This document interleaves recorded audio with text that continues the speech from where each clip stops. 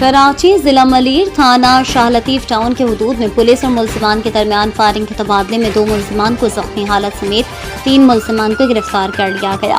इस हवाले से मज़ीद तफसीलात बता रहे हैं हमारे चीफ रिपोर्टर कराची जावेद महमूद आराएं।